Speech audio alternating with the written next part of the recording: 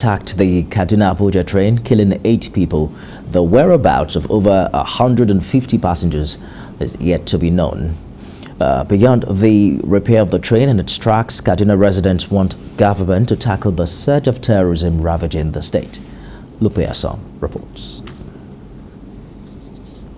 We'll bring you details of that story later. In Ondo State, officials of the Department of State Service have paraded a 6-man syndicate, including a nursing mother that specializes in kidnapping of toddlers in the state. The director of DSS in Ondo, Jonathan Kure, while parading the suspects, says the syndicate have been terrorizing the state by kidnapping toddlers. He noted that the nursing mother, who was a member of the kidnap syndicate, also helped to keep weapons for members of the group.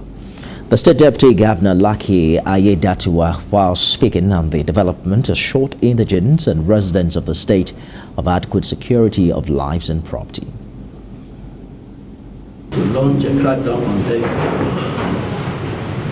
and we got them. So what you can see there, you can see them there, young men. And what is even more touching is that one of their members is a nursing mother. The 6-man gang that specializes in kidnapping toddlers has been terrorizing this state for a while. I've been on the watch and been trained, especially with the special crack team that was invited by the State Security Service, and they were able to arrest them.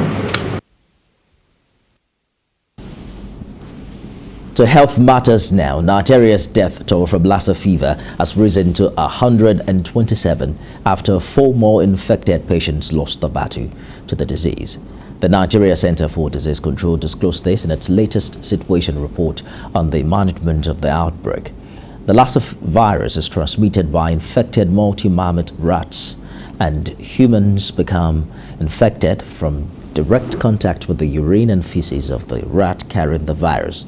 It's an acute viral illness and a viral hemorrhagic fever contracted by touching soiled objects, eating contaminated food, or exposure to open cuts or sores.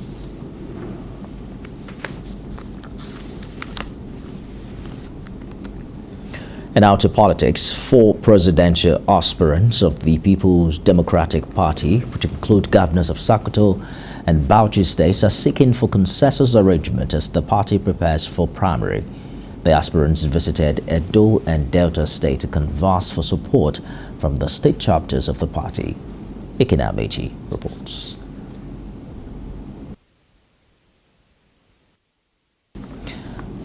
Well, let's turn to Ogun State while we're prepared to bring you details of that story subsequently. Nigerians have been advised to desist from worshipping political office holders.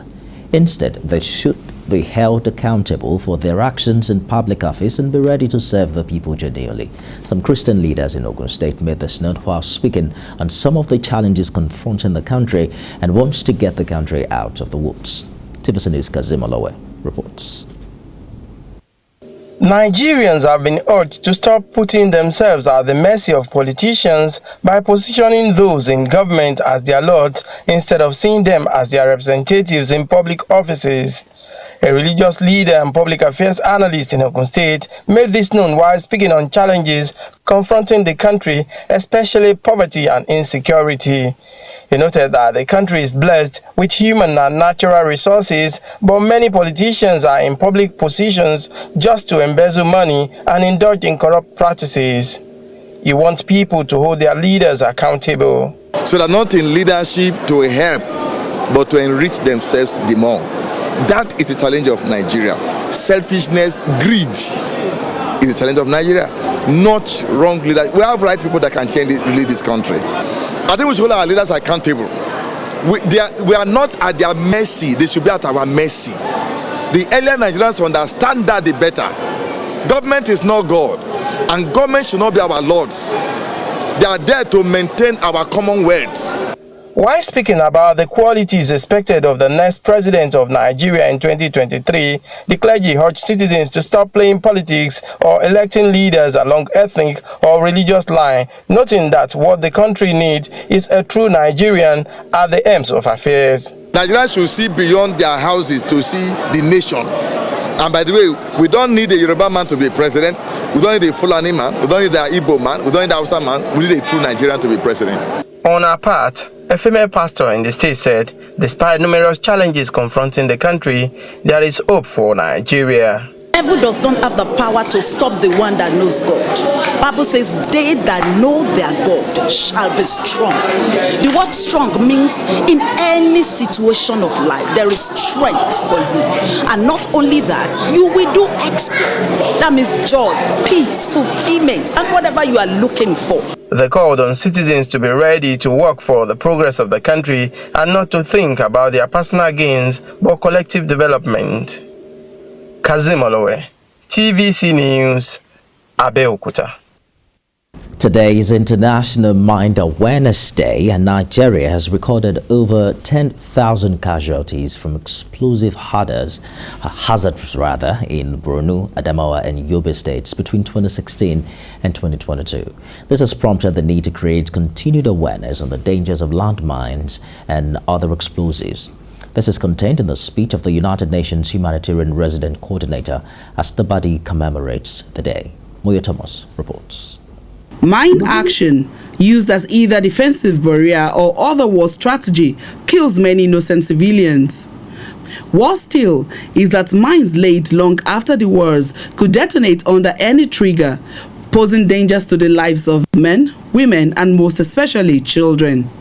This has led to the agitation to end the use of mines and create awareness on these impending dangers. To date, 164 countries, including Nigeria, have signed the convention to end the use of mines and IEDs. The Nigerian government also reiterates its effort to meet this obligation, both through cleanup operations and awareness creation, as about 1.2 million people in the northeast are in danger of being armed by explosives, with the threat now extending to other states. Of grave concern is the use of these unacceptable explosives by insurgents and other non-state actors, making Nigeria one of the 8 countries with more than 100 recorded casualties in 2020. Conducted, for example, IED disposal training for 26 operators of the National Police Force in Borno. Additionally, over 300 Nigeria Police Force and Nigeria Security and Civil Defense Corps frontline officers in Borno were trained first aid and emergency trauma bag for the benefit of National Security Services providers. Communities about explosive ordnance. It's about making this awful system, awful explosive things to be rid of northeast Nigeria and to make people to not to suffer anymore. Nigeria has identified the northeast as the epicenter of anti-personnel mines of an improvised nature by non-state armed groups, causing internal displacement and loss of lives and properties. With the global awareness, so far, over 55 million mines have been destroyed and more than 30 contaminated countries cleaned up. This non-governmental organization has also been providing prosthetics and creating awareness in the Northeast on how to avoid these fatal devices. The United Nations, in a bid to ensure no one is left behind, has called for a comprehensive response which includes assistance to survivors of explosions.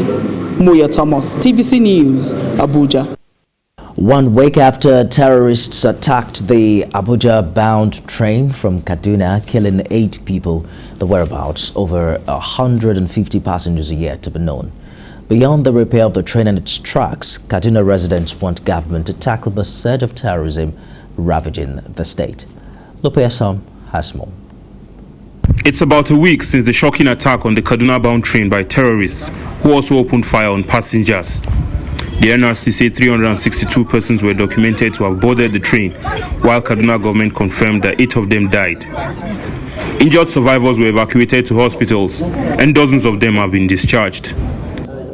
For now, over 150 persons are yet to be found, going by statements by the NRC. President Buhari described the incident as a callous attack. And the vice president, during his visit to victims, explained that the terrorists are cowards only out to cause fear. The president later issued directives that the military ruthlessly deal with terrorists and rescue those kidnapped. But 7 days after, the victims still languish in unknown destinations with their abductors. Their loved ones now panic, especially after some of them received calls from the terrorists. Till today, train services remain suspended by the NRC. In a latest statement, it confirmed that at least 7 coaches have been repaired, re-railed, and moved to NRC stations. Some people who spoke to us are yet to recover from the shock of the attack. One of the victims promised never to use the train again. Others still consider it the safer alternative and can't wait for train services to resume. It will be safe this time around because I believe the present administration, the government, have learned a lesson in terms of insecurity. Therefore, I hope that they will do something about the security issue, and people will now have a free mind to come to the railway station and get a ticket to Abuja or beyond Abuja. The government should do more than just fixing the train, because if you fix it, there's possibility the attackers might still come again. But when you fix the train and then you address the security challenges by maybe tracing the bandits, their hideouts, and increasing security in the filling station and every other thing there, I believe people will be comfortable with it. The recent surge in terrorism has come as a rude shock to Governor Nasir El-Rufai. And on Thursday, he called for extreme actions against bandits who he believed now partner Boko Haram. Despite ongoing operations, security agencies have been called out for failure to stem the surge of banditry. The Inspector General of Police on Saturday deployed additional troops to the Kaduna-Abuja highway. The military are also enhancing their troops to effectively tackle threats. Armies world over continually engage in training and capacity building to enable them surmount emerging security challenges. At least 60 phone numbers on the manifest are non-existent, according to the NRC's latest statements. There are claims that despite checks to ensure all passengers boarding the train go in with tickets, many still do so without them. This has given rise to fears that if that was the case on the 28th of March, then more than 362 persons were actually on that train. And this again suggests that way more than 162 persons are currently missing and could probably have been kidnapped by the terrorists. Lupe Asom, TVC News, Kaduna. Meanwhile, the Nigerian Navy has begun yet another operation in response to the level of crude oil theft in Rivers State and across the Gulf of Guinea. But this time, it's partnering the Nigerian National Petroleum Company to achieve its results. Senior correspondent Uche Okoro has details.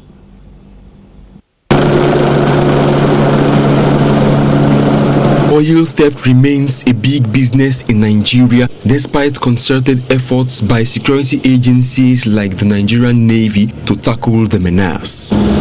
But in keeping with its promise to intensify and sustain maritime presence, the Navy has flagged off another operation codenamed Dakata Dabarawo, which translates to Stop the Thief in English. The objective is to ensure the economic prosperity of Nigeria by stopping illegal oil bunkers who steal the nation's natural resources. Let me start by... According to the Navy, Nigeria suffers revenue losses of about $3 billion to crude oil thefts annually. There have been reports of massive theft of our petroleum products, purportedly through the pipelines, through filtering away of our products by vessels, and that has resulted in a lot of bleeding of the nation. We have lost so much in terms of revenue, and from the reports we are getting, Nigeria is actually bleeding, and there is a need for us to bring this to a halt. This latest offensive is expected to consolidate on the achievements of Operation River Dominance that was activated in January this year to identify and dismantle artisanal refineries. The Nigerian Navy has engaged in this operation in order to first of all trace where the problem is. Secondly, track down those culprits that are causing this problem. The NNPC is coming in to provide technical support to the Navy. The situation we are today with the crude oil production and theft and other illegal activities, which is impacting very seriously on NNPC's operations. So NNPC is really worried and reached out to the Nigerian Navy, and we are ready to support the Nigerian Navy in any way we can. Operation Dakata Dabarawo is scheduled to last for 3 months. But how much impact it would have on stabilizing the economy within that period remains to be seen. Uche Okoro, TVC News, on air. 4 presidential aspirants of the People's Democratic Party, which include governors of Sokoto and Bauchi states, are seeking for consensus arrangement as the party prepares for its primary. The aspirants visited Edo and Delta states to converse for support from the state chapters of the party. Ikenamichi reports. Warmly received by Governor Ifeanyi Okowa, it is their first visit to the southern part of the country since they began their consultations ahead of the PDP presidential primaries next month. The 4 of them have declared their intentions individually, but now seek an understanding that may prevent deeper clash of interest within the leading opposition party, a move accepted by the host governor. As you know, that the 4 of us will be meeting, and we have come up with this idea that for the interest of the party, that we should come together and look at the consensus arrangement. Because we believe that what the country needs today is unity. And we cannot be saying that if we ourselves do not act in that same manner. We're all eminently qualified to lead this country. But we believe that at this time, only one person will lead. And that person needs everybody to make Nigeria better. This action that you have taken today to cause this visitation in the south and having also visited some of our brothers in the north is actually a step in the right direction. It will strengthen us, it will tend to pull us together. For them, the issue of zoning should take the back seat in considering the person for the president of the country, as the #1 priority should be the capacity of the person to tackle the rising insecurity, economic downturn, and other challenges. The difficulty we have today is the issue of capacity. That's why we have these insecurity issues. That's why we cost of living. And as such, we must look at how do we make Nigeria better. And I think that is the #1 priority, and that's the way we see it. That what is important now is that yes, there can be equity, yes, there will be justice, but on top of that more is a better Nigeria. From Asaba, they moved to Benin City, where the governor of Edo State, Godwin Obaseki, received them. So whoever aspires to be president of this country must be somebody who all of us Nigerians are now prepared to bring ingredients to the table with that person to begin to rebake this cake and bake a bigger cake for the rest of all of us Nigerians. The message remains the same. They want the PDP to agree on a consensus presidential candidate ahead of the primary. They believe the arrangement will save cost and reduce the friction which the party primaries from the presidential election usually bring. Ikenna Amici, TVC News, Asaba. Back in Lagos, the easiest way to achieve full implementation of the Nigeria Correctional Service Act is for the leadership of the body to align with faith-based organizations and other groups. Experts say this will help give life to the provisions of the 2019 law. Kemi Foladiemo has details.